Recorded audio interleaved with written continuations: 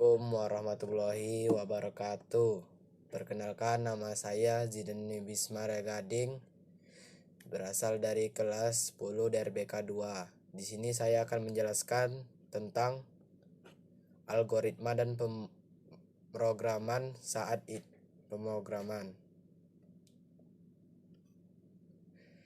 Sejarah singkat algoritma. Algoritma ditemukan oleh seorang ilmuwan Timur Tengah zaman peradaban Islam bernama Abu Ja'far Muhammad ibnu Musa al-Khawarizmi, yaitu pada tahun 780 sampai 800 Masehi. Dan kata algoritma menurut berasal dari bahasa Inggris, yaitu algorithm. Menurut sebagai ilmuwan belakangan diambil dari namanya, yakni Al-Khwarizmi. Ditinjau dari bahasa algoritma berasal dari kata algoritm yang artinya perhitungan dalam angka Arab. Namun para ahli sejarah kesulitan menemukan asal-usul istilah ini sampai akhirnya mereka menemukan bahwa algoritm atau algoritma berasal dari nama penemunya seperti disebutkan di atas.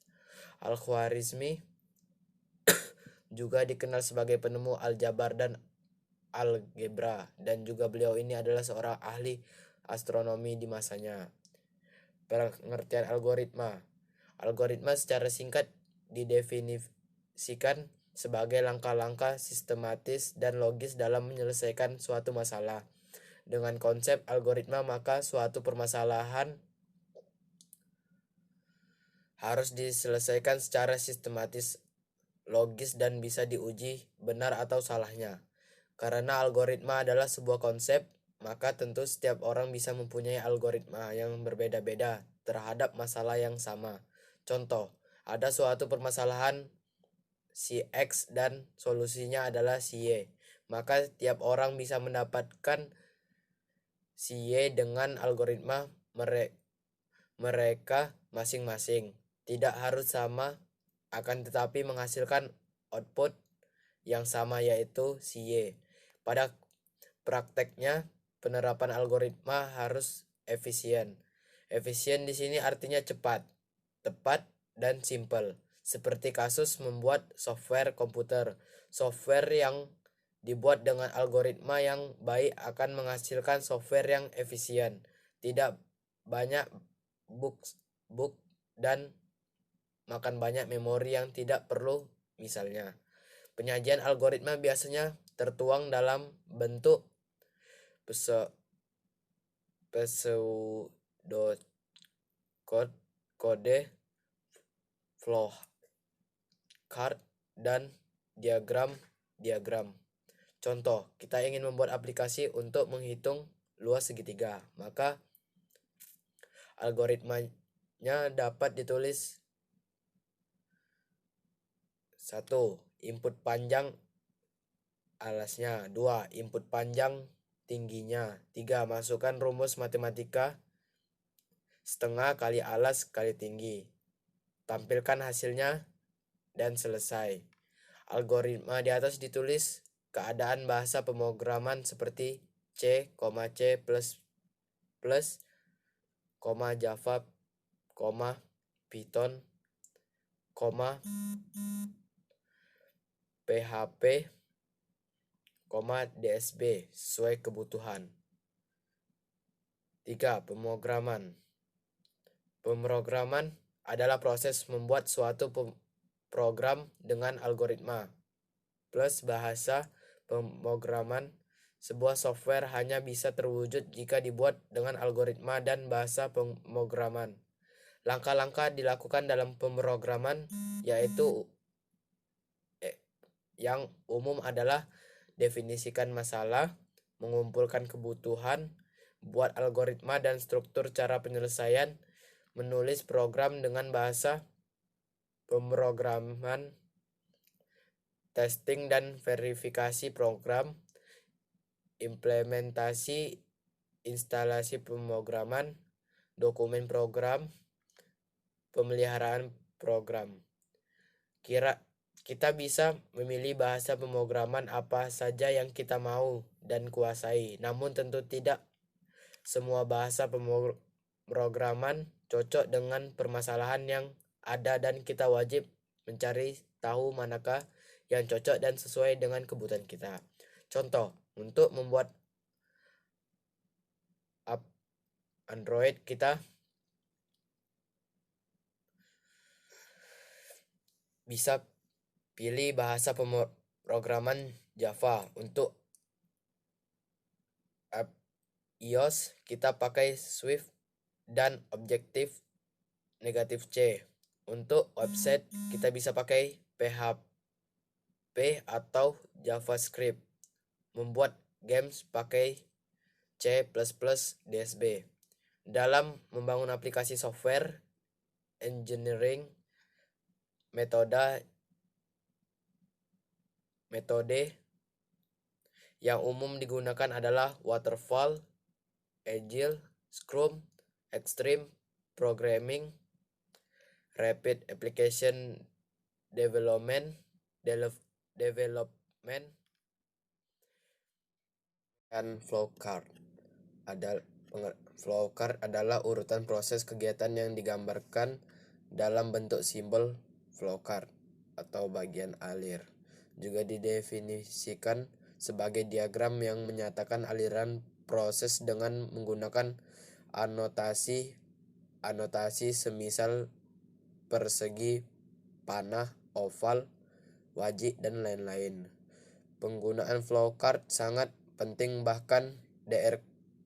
Kaoru Ishikawa, seorang ahli teori organisasi, menjadikan sebagai satu dari 7 alat kualitas dasar, 7 basic quality tools yang sangat dikuasai para anggota quality control circle atau gugus kendali kualitas.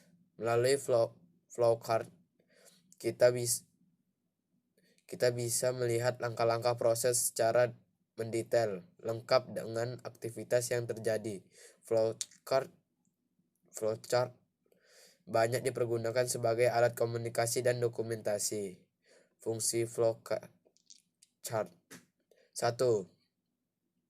Memastikan program memiliki alurnya sendiri. Flowchart dapat membantu programmer untuk melihat alur atau pola ketika akan membuild sebuah program atau aplikasi. Dengan demikian dapat mencegah malfungsi dari program komputer yang sedang dibuat.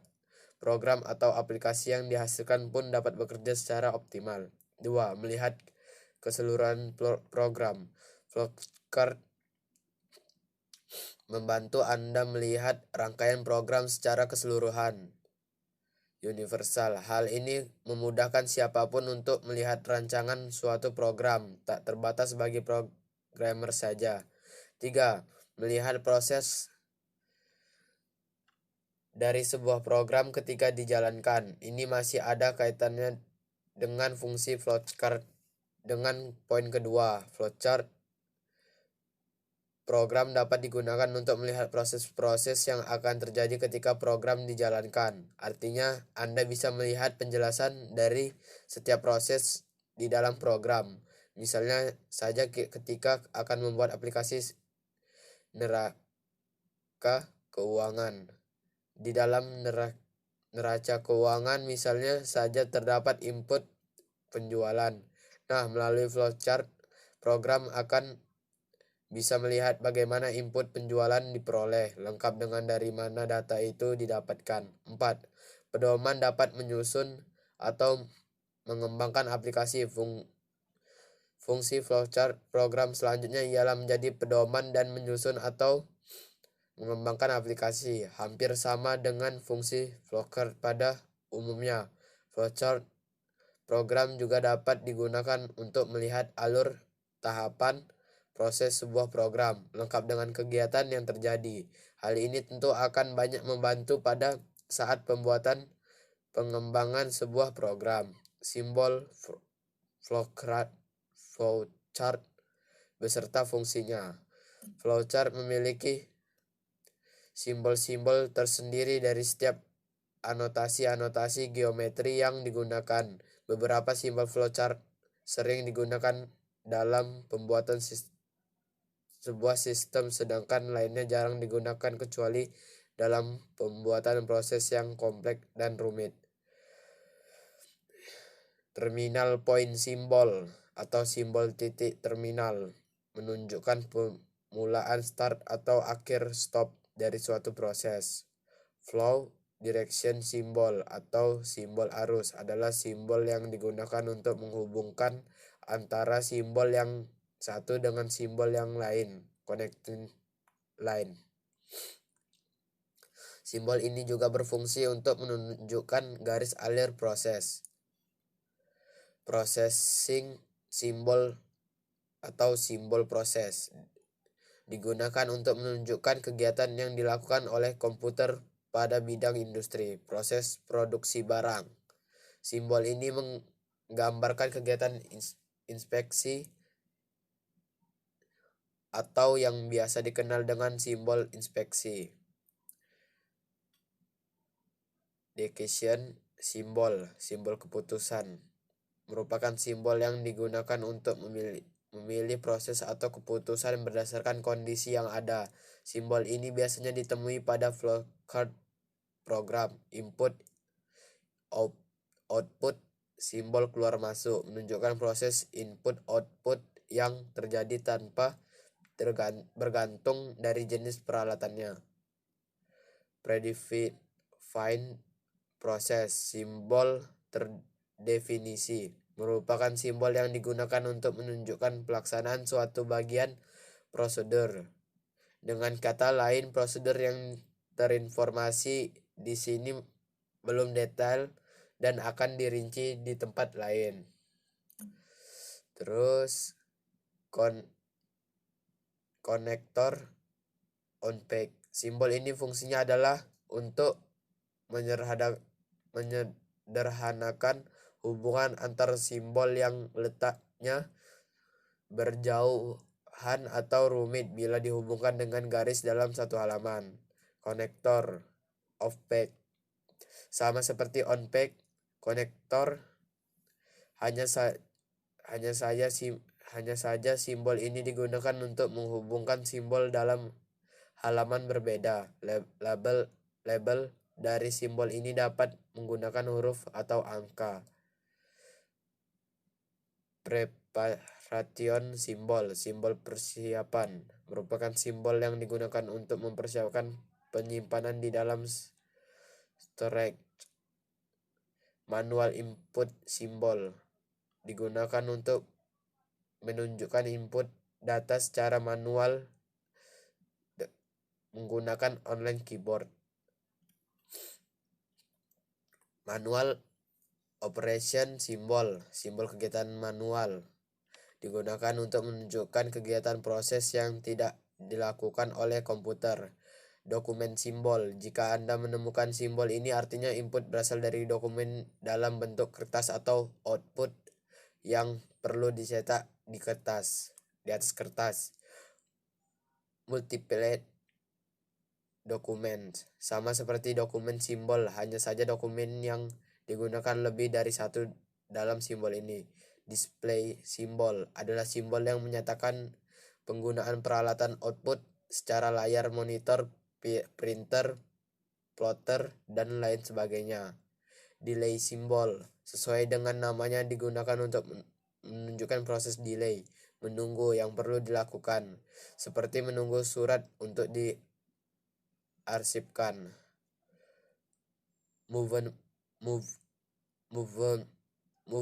simbol menunjukkan suatu proses pemindahan movement, misalnya saja pemindahan material, pengangkatan barang, dan sebagainya. Jenis-jenis flowchart sendiri dari setidaknya 5 jenis. Berikut ini adalah penjelasan singkat dari masing-masing flowchart. 1. Flowchart system. Flowchart system atau bagian alir sistem merupakan bagian yang menunjukkan proses pekerjaan di dalam sistem. Bagian ini akan menggambarkan arus pekerjaan secara mendetail dan menyeluruh. Jadi Anda bisa melihat urutan-urutan proses atau prosedur di dalam sistem.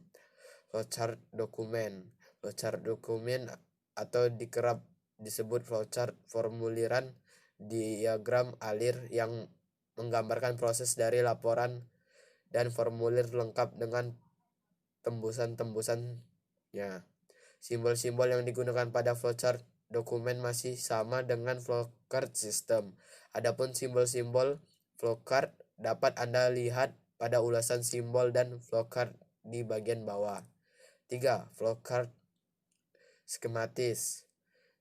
Sekilas flowchart skematis tampak menyerupai flowchart sistem karena memang kedua flowchart ini sama-sama digunakan untuk menggambarkan prosedur dan proses dalam sistem. Simbol-simbol yang digunakan keduanya pun sama. Hanya saja flowchart skematis memiliki simbol yang lebih beragam. Yang simbol flowchart skematis lebih kompleks. Ia juga menggunakan gambar-gambar komputer dan peralatan lainnya. Hal ini bertujuan untuk memudahkan orang-orang yang tidak familiar dengan simbol-simbol flowchart untuk membaca informasi yang disampaikan. Namun sayangnya pembuatan flowchart ini memakan waktu lebih lama. Flowchart program merupakan bagian alir yang menggambarkan tahapan dalam proses sebuah program. Flowchart ini merupakan produk turunan dari flowchart sistem. Hal ini guna memudahkan analis sistem dan programmer dalam memahami suatu program. Secara umum flowchart program terbagi menjadi dua, yaitu flowchart logika program dan flowchart program komputer terperinci. 5. Flowchart proses. Terakhir ialah flowchart proses atau yang biasa disebut proses flowchart. Flowchart ini banyak dipakai di sektor industri dan juga analisis fungsi. Flowchart ini memiliki prosedur dalam suatu proses produksi. Selain itu, flowchart proses juga banyak digunakan untuk melihat jarak dari langkah satu langkah yang lain, lengkap dengan time proses yang dibutuhkan. Ini adalah contoh-contoh flowchart. Dan ini yang pertama yaitu contoh flowchart sederhana. Dan yang kedua contoh flowchart sistem antrian rumah sakit.